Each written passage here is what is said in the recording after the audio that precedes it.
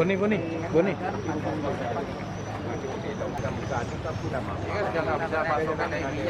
Syederalun Bupati Nagan Raya M. Jamin Idham bersama Dandim 0116 Letkol Buruh Cahyono dan Kapolres AKBP Risno melakukan inspeksi mendadak ke Pasar Impres Simpang Put Kuala. Ikut didampingi sejumlah kepala dinas, M. Jamin ingin mengetahui langsung sejumlah harga kebutuhan pokok yang dilaporkan mengalami kenaikan menyusul wabah virus corona.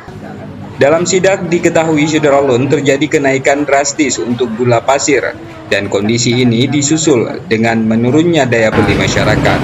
Yang kita dapatkan dari gula yang bergerak dari pasaran yang biasanya kisaran 14.000 di minggu yang lalu, tapi minggu sekarang ini karena gula tidak masuk, di kisaran 20.000 di eceran.